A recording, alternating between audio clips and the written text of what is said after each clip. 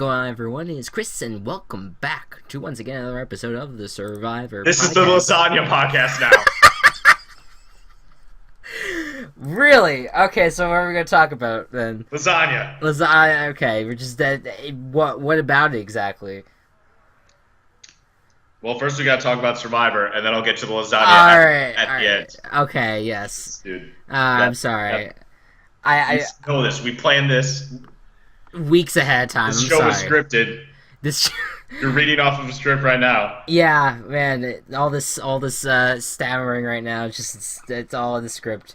Yep. All right. Welcome back to the Survivor podcast, everyone. Very good episode last week. But some sad news to report, actually. Gordon Holmes is not available this week. What? No, he is not. He took a trip. He could not do a recap. So instead, we are taking off of Dorothy Gale of CelebrityLaundry.com. Cool. So thank you so much, Dorothy. All right. So tonight on this episode of Survivor, basically it's now might be the jocks versus the pretty people. Who knows? But on the last episode, a tribe merge reshuffled the game and its alliances. Also, a brutal individual immunity challenge kept castaways on their toes. And unfortunately, Neil went because of a very sad medical evacuation. But really one that was needed.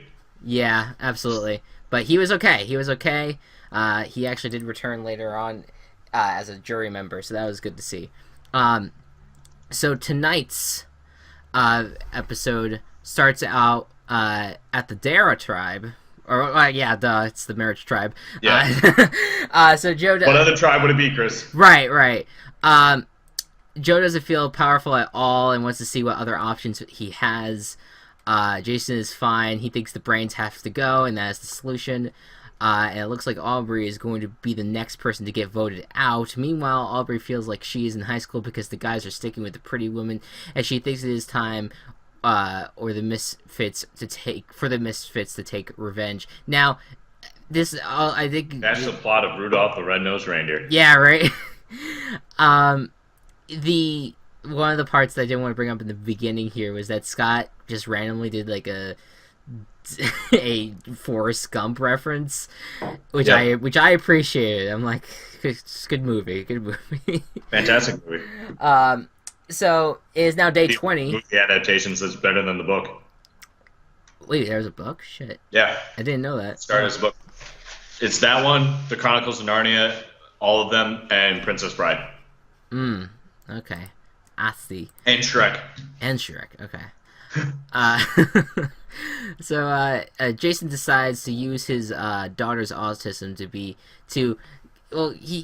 I should clarify this one.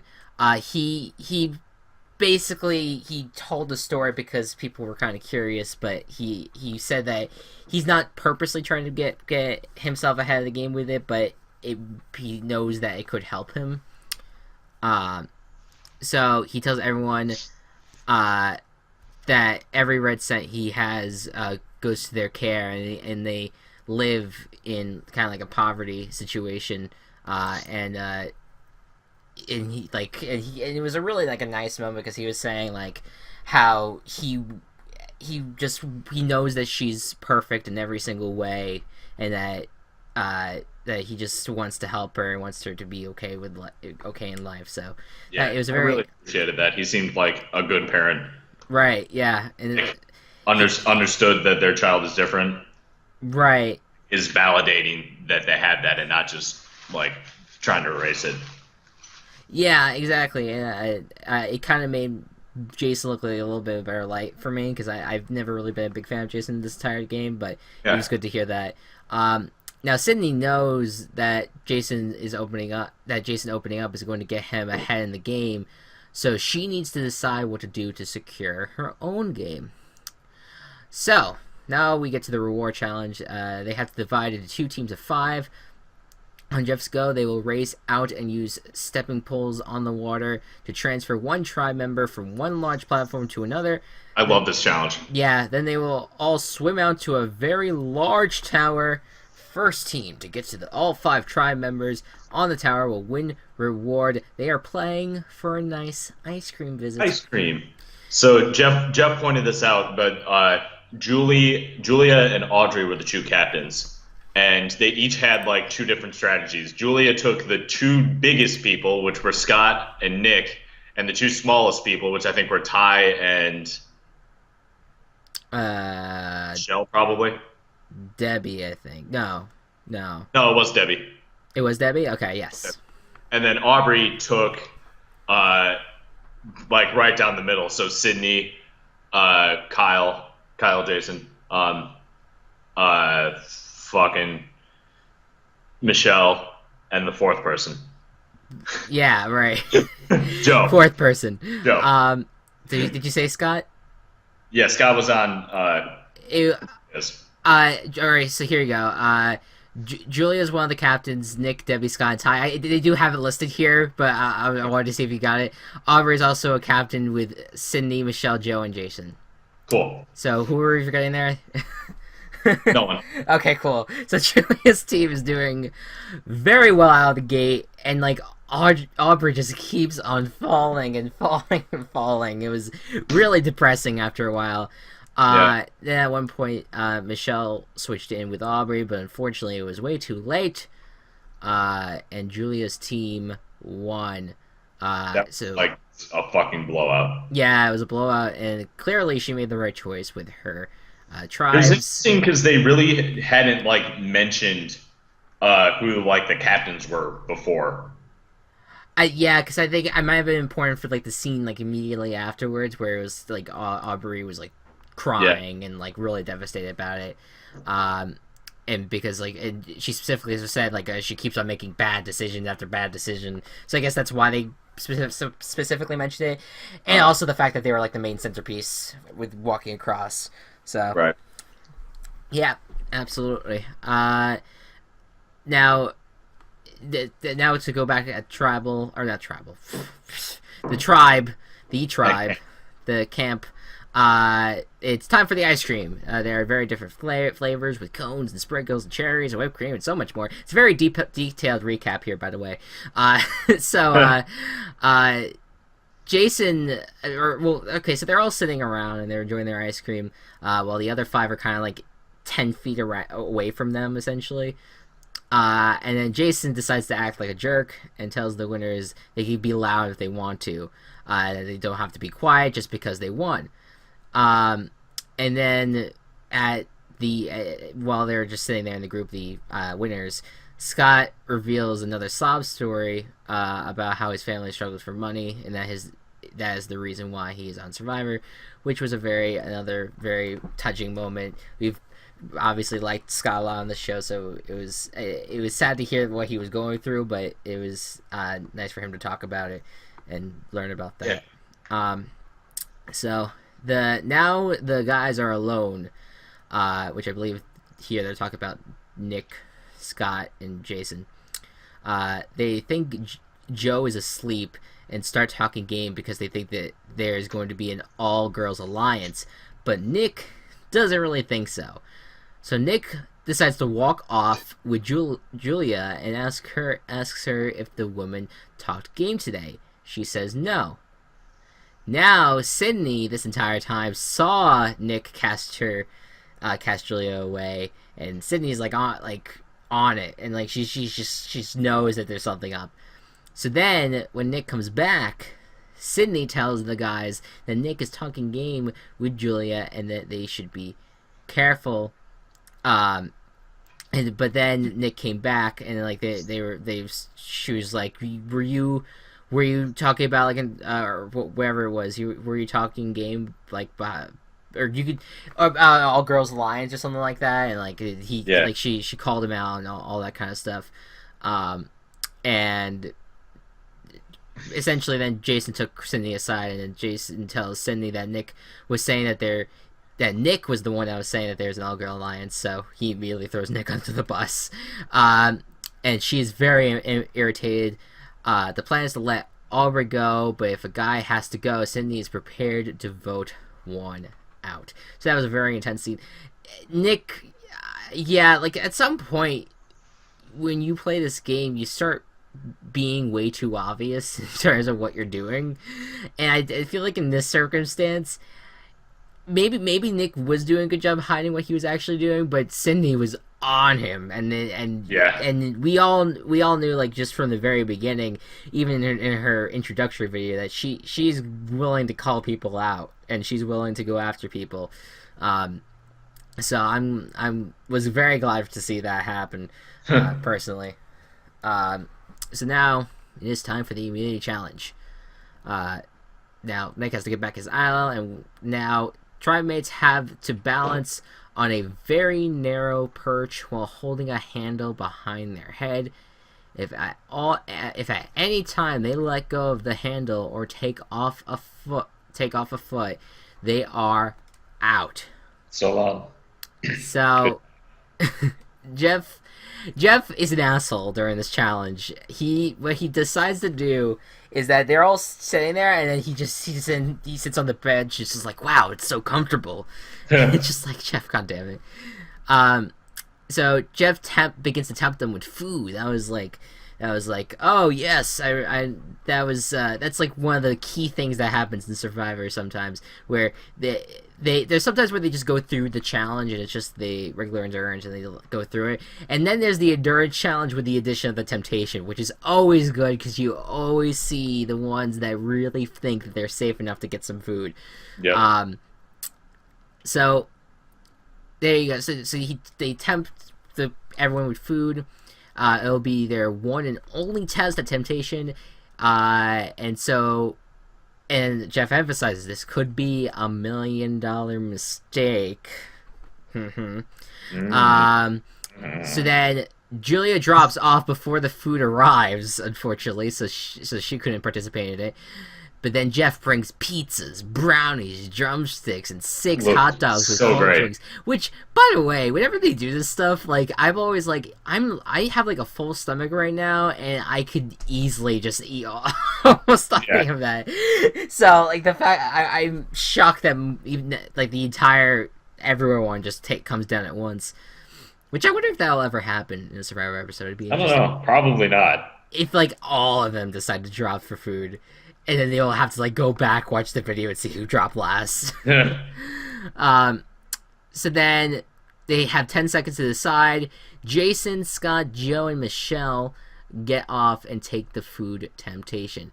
Which I saw that Scott came down. I'm like, you had ice cream before, and now you're even having worse stuff. He's a big guy, dude. He's got to fill it up. He's got to eat. Yeah, I understand. Guys got to eat. So Debbie then, we go through the challenge. Debbie falls. I could go through all of them, but it's not worth it. It comes down to Ty and Sydney. Ty's, he's a little trash talking a little bit. Sydney's just like, I ain't having any of it. I'm holding on.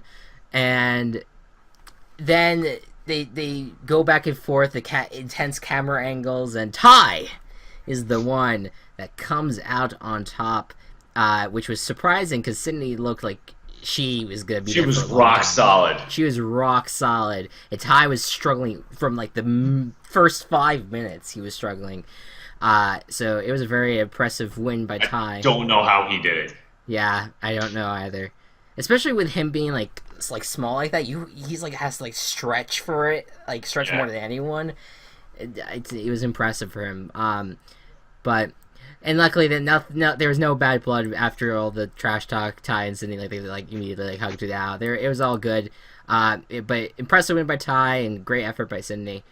So then back at the Dara camp, everyone congratulates Ty, who is talking to his chicken, which apparently we just all accept as normal now. It's just I don't normal. see why you wouldn't. Right, exactly. Nick thinks the vote is going to be a split between Aubrey and Debbie. He keeps on emphasizing that throughout basically the entire camp before Tribal. Meanwhile, the women want to take Nick out, specifically Sydney. Sydney's the one that begins it. She goes to the she starts out with going to the brain trap and saying, look, that I know you guys are in a shitty spot. I want Nick out of this game, so you guys should vote Nick. And Debbie's okay with it. Aubrey's okay with it. I'm sure Joe would be okay with it. So then Cindy meets with Julia and Michelle. They're talking about it. Michelle and Julia seem very, very hesitant about the whole thing. They even say right before Tribal that if they vote out Nick, that Jason would be gunning for them. So there's a lot of uncertainty as to what could happen. So then he cuts the Tribal Council. And strangely enough, it is Nick and Michelle's first time at Tribal Council. Yep. So they get a chance to light their torches, and then, as we said earlier, Neil comes back, and he's the first member of the jury, which is awesome. I was very happy to see him again. Now,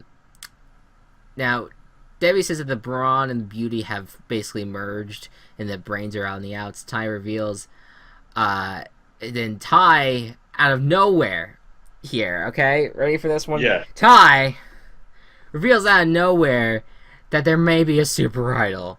And he actually explains, word by word, what the super idol might do. Does. And everyone didn't have to do that, Ty. And everyone's just like looking around like, wait, there's a super idol? And and so Jeff is like, wow, apparently no one else knew about this. So, and like no one knew about it, but what I think the way that Ty saved himself was a little, like, just a few minutes later, he was like, well, I might have heard bad information. I don't know. And I guess he played it off well. Hopefully it doesn't come back to bite him in the ass, but that was just a bad moment for Ty. And this entire time I'm thinking like, oh, he's good. There's nothing wrong. He's won immunity. Everything's great for Ty right now. And then he goes ahead and says that. I'm like, fucking Ty. Yeah. Oh, man. Well, I guess you couldn't like hold that secret back for a while, but hopefully he again plays it off. So Debbie tells Jeff that regardless of everything, that she still has hope. Scott tells Jeff that the votes are going to go as predicted and that there will be no blind side. Time to vote. Nobody plays the immunity idol. First vote is for Aubrey, then for Debbie, then for Nick, then for Aubrey again, then for Jason. Then Nick.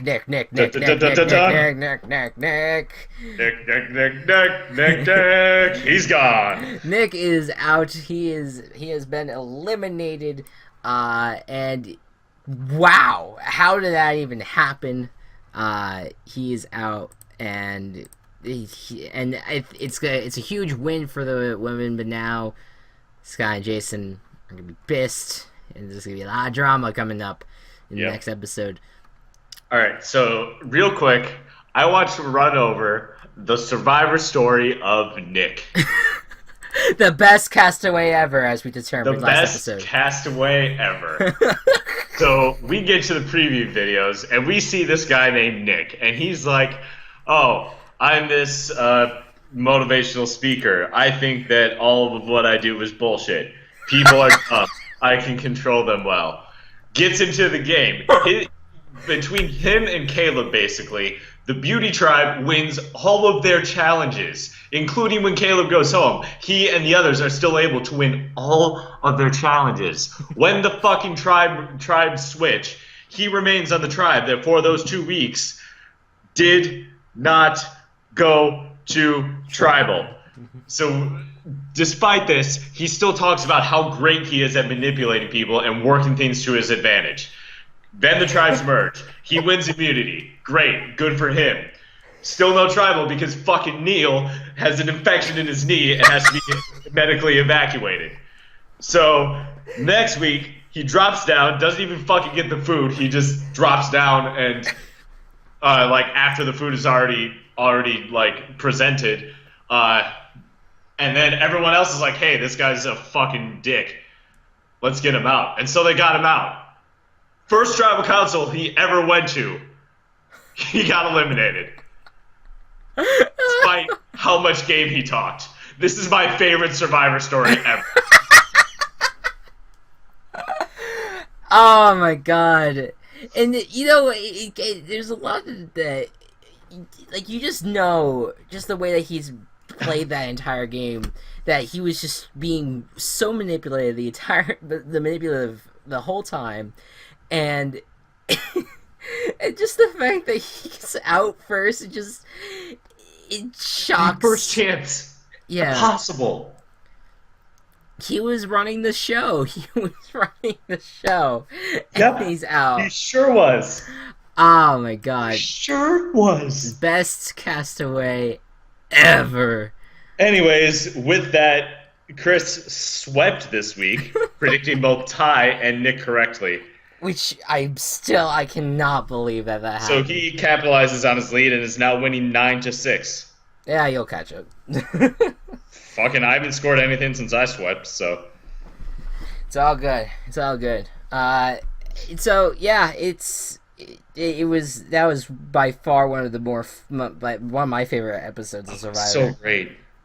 It was just hilarious. The whole thing was just like I think about the huge difference between Survivor and Big Brother for me is that Survivor, yeah, Big Brother is intense for me. Like I get into it, but Survivor is only once a week, and it still gives me that same amount of energy as Big Brother gives me whenever he gets I to feel tribal, like and that. it's like it's intense, and I love it. I feel like they give the same amount of energy each week, but Big Brother is spread over 3 episodes, and Survivor's condensed into one. Right? And Yeah. Big Brother, I don't know. For Big Brother, all the eliminations seem like I see them coming. And Well, Survivor, I didn't see this coming until Tribal.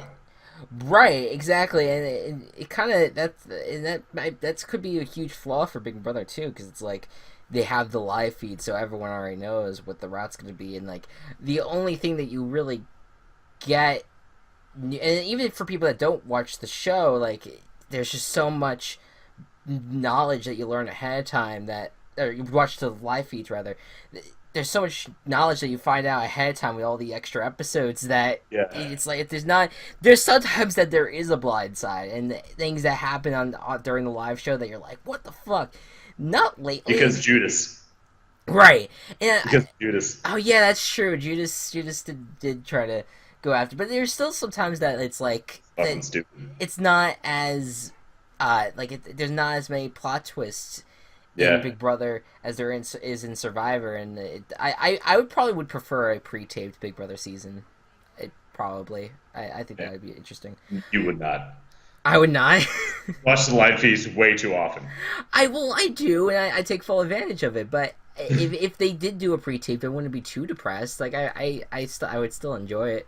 I think it would be more like insane. It'd be fun. I think. You wouldn't know what would be happening. So, anyways, back to this season of Survivor.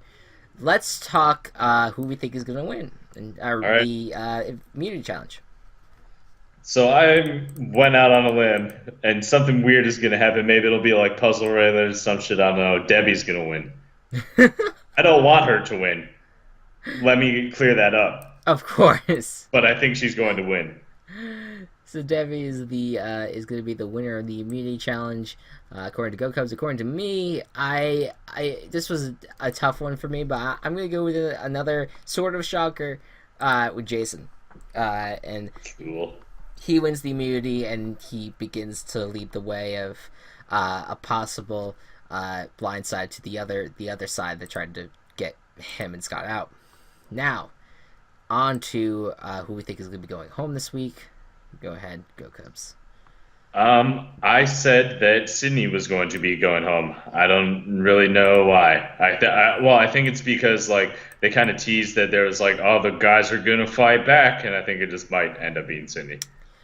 Right, yeah, and I'm pretty much in the same boat as that. I'm gonna go with Aubrey again for the like third week in a row for in terms of like uh picking on each episode. Aubrey's back on the block. Yep. I think that they're gonna try to get out one of the two people that really that really caused the blind side of what's his name, Nick, Shadow the Hedgehog. So Yep. I think that Aubrey has been, I think, probably the most Hedgehog. probably the one brain tribe person that they've been wanting to get out. And Sydney, to me, I think that there could be a shot that they may try to bring her back in, but if not, then I think that she's an easy person to get rid of just because of how strong she is. Yep. And so I think that it could be either one. So we'll see what happens. And that is our predictions. Time for your recommendation of the week, right? All right, so this is going to be something a little different, but I'm going to recommend the show At Midnight on Comedy Central. It happens like once a day, Monday through Thursday. Guess the fucking time. 1:30. It's at midnight. Well, it's actually at 11 for me, but yeah, still. regardless, it's really funny. Comedians on it are great. Chris Hardwick is fucking amazing. I love him so much. It's really funny. Go watch it. You don't need to watch like any prior episodes. Just go and watch the fucking show. It's current events from the internet. Yeah, Rich Eisen will be back on Monday. I might watch it again. Nice. So, anyways, I unfortunately we're gonna have to cut the lasagna part of this podcast out. We're just running short on time. I'm sorry. They could have added one more cheese. Could have been 5 cheese, not 4 cheese. It was 5 cheese. It could have been 6 cheese. Alright, guys. Thank you so much for watching this episode. And we'll see you guys next week. Lasagna. Bye-bye. Lasagna.